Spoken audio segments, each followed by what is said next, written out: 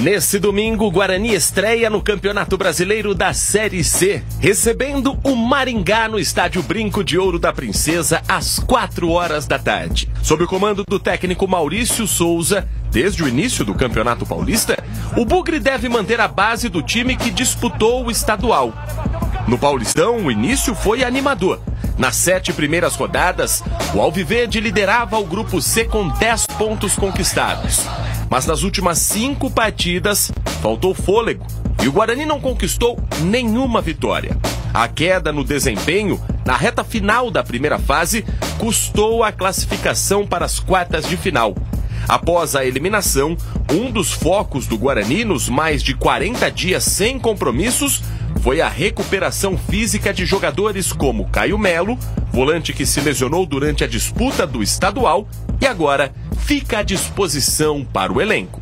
Eu acho que essa preparação para a gente é muito boa, né? Ter esse tempo um pouco maior para o Maurício poder, né, junto com a comissão, passar tanto da questão física junto com a questão tática para a gente aperfeiçoar cada vez mais. Eu acho que do bom Campeonato Paulista ali que a gente conseguiu fazer nessa parte tática principalmente, né? E junto com o Vitão, que é o preparador físico, bastante coisa física a gente fez ali. Eu já consegui voltar bem ali durante ainda o Paulista e agora nesse período também já aperfeiçoei bastante, então já me sinto muito bem para a estreia. Para a disputa da Série C, o Guarani aposta em um grupo jovem, com uma das médias de idade mais baixas do campeonato.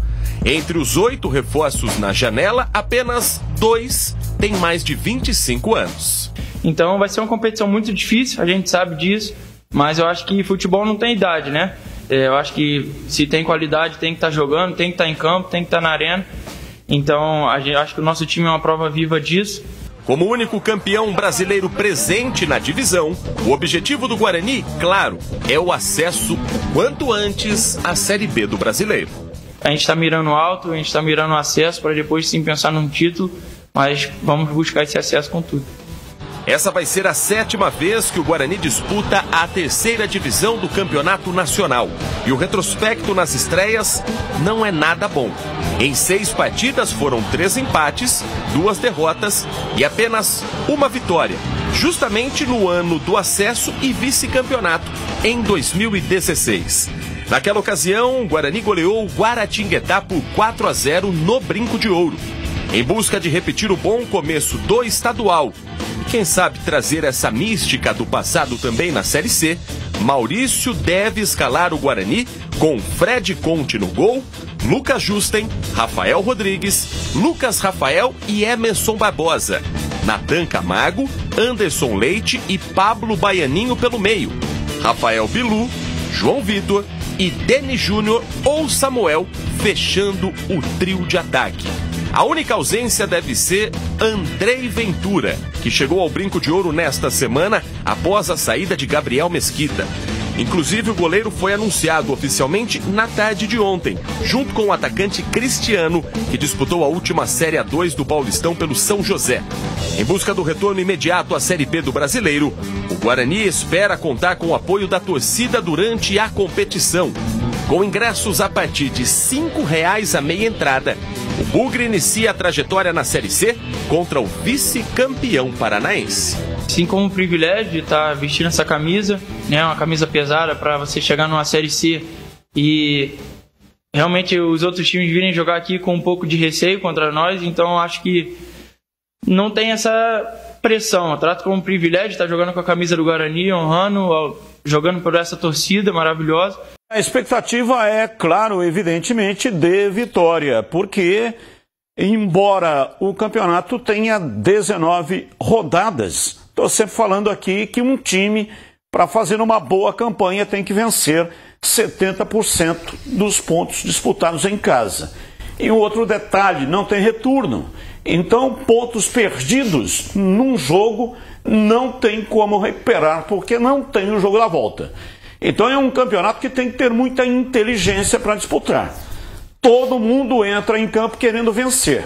Na pior das hipóteses, se não conseguir vencer, não pode perder pontos em todas as rodadas.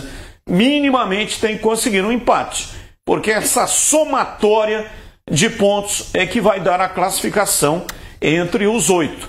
A primeira fase do campeonato, 8 se classificam. Depois são 2 grupos de 4. E aí tem retorno. É turno e retorno. São 100 jogos, né, para cada time na segunda fase da competição. E não tem VAR. A CBF não definiu. Não tinha lá, quando teve o conselho técnico, 3 presidentes dos 20 clubes reivindicaram, junto à CBF, a colocação do VAR também na primeira fase.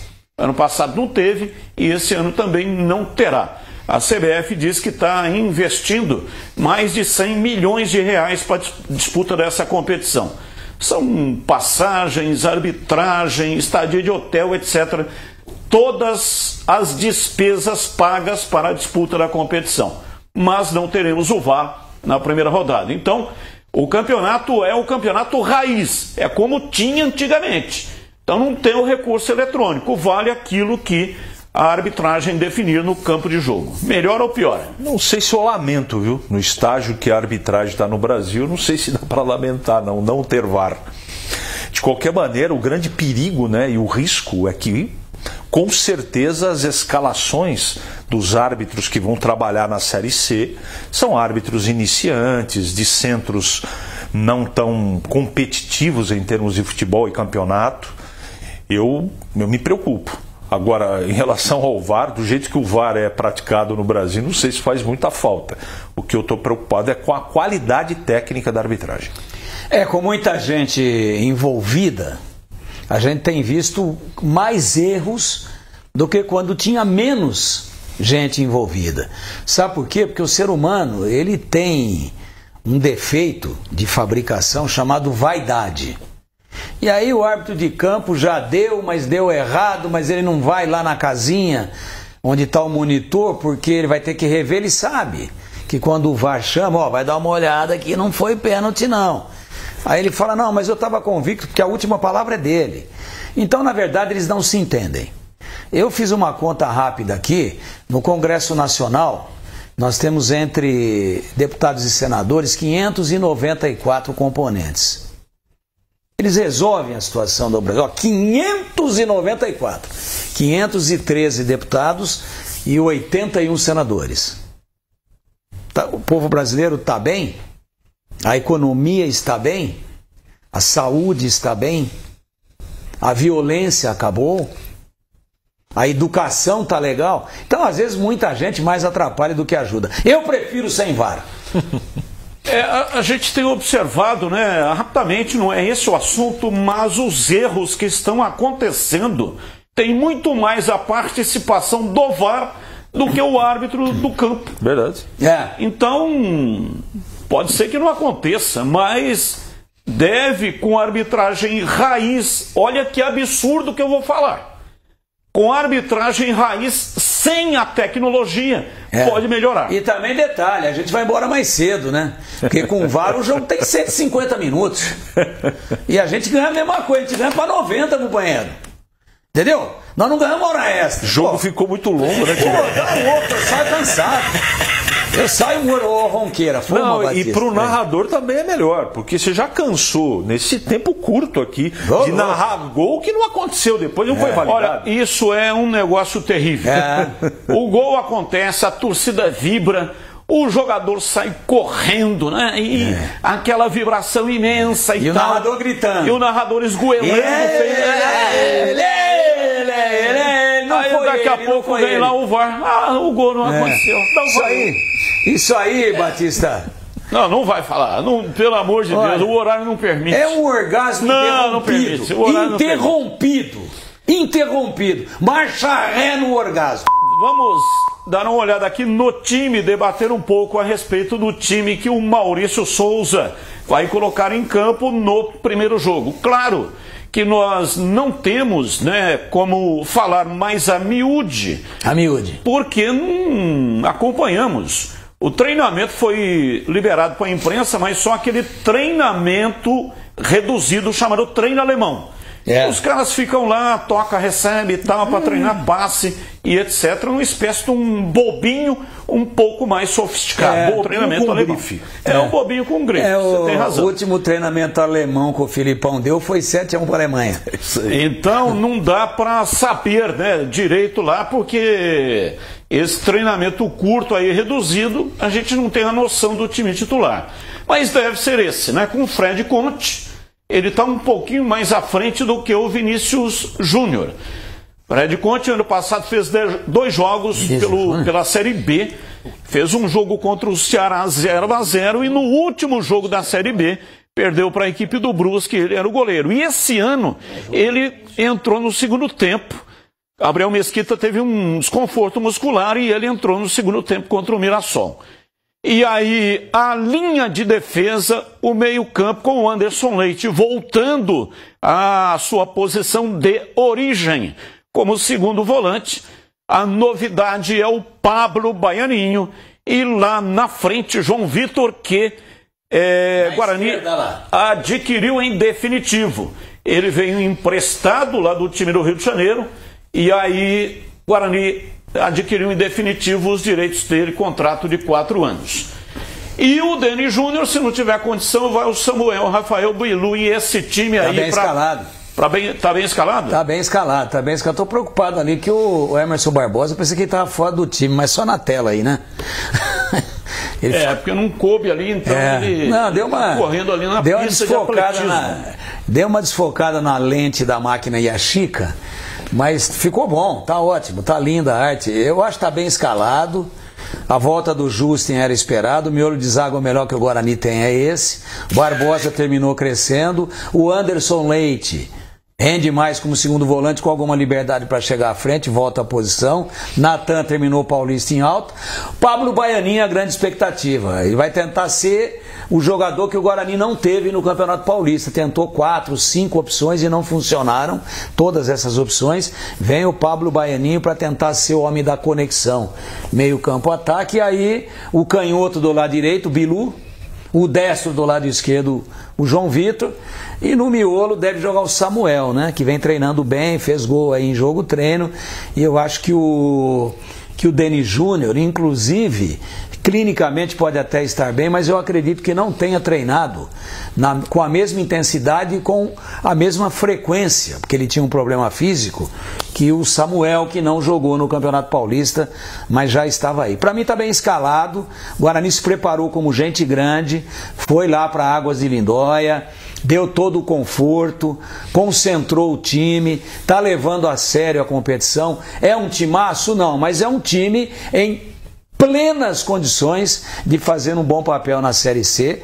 E para fazer um bom papel, como você disse, é importante demais ganhar um percentual alto dos jogos dentro de casa. E o jogo é duro, né, CH? Muito. É um time ajustado, muito duro. É um time organizado, é um time que vem já na 3ª fase da Copa do Brasil, é um time que é vice-campeão paranaense, mas tudo isso daí a gente sabia, é o Maringá, nós já temos a estatística dele.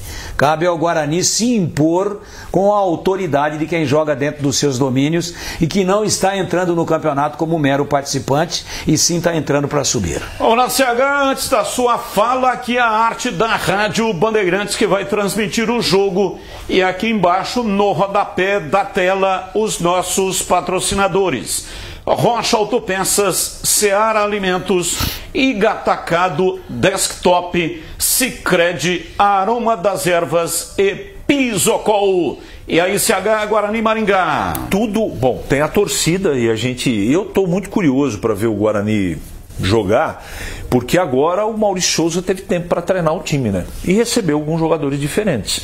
Diferente do que aconteceu no Campeonato Paulista. Ele tem que ter resolvido para esse time melhorar o seu meio campo. E ele, teoricamente, com as peças que ele está escolhendo, não sei se é esse time que vai jogar, parece que sim. Natan de primeiro volante, estou de acordo. Anderson Leite de segundo, estou de acordo. E o Baianinho é a grande surpresa, todo mundo com uma grande expectativa. Se vai ganhar ou não, não sei. O Tigrão já destacou sobre o Maringá, ele tem um time, Maringá, um time arrumado, um time preparado para a divisão. E o Guarani também está preparado. Agora, Resta saber não só o Baianinho, como é que vai se portar o Samuel. Não é só jogar, só treinar. Precisa ter personalidade, porque a cobrança é muito grande de jogar no Guarani Futebol Clube. De qualquer maneira, sorte aos envolvidos, mas o jogo para mim vai ser muito difícil. E a torcida precisa comparecer, precisa dar uma força para o time do Guarani. Lugar de bugre no vivo! É dentro do Brinco, domingo às 4 da tarde. Você falou da galera aí, tem promoção de ingresso importantíssima, isso eu acho legal, tá? Porque é começo de campeonato, tá todo mundo meio com o saco cheio de ter ido pra Série C, Ponte, Guarani, Ituano. Tem ingresso até de 5, hein, Batista? Tem meia entrada até por 5 pro jogo de domingo. Só não vai quem realmente não quiser. Porque, primeiro, saudade do time. Segundo, a importância do torcedor no campo, no estádio, né? Impulsionar. Faz tempo que o torcedor não vê. Quer ver a nova formatação do Guarani. E o preço altamente convidativo. Então a gente trabalha com uma expectativa aí dentro das circunstâncias, por ser apenas um início, de um bom público no Brinco, no domingão, 16 horas, aliás, horário nobre do futebol.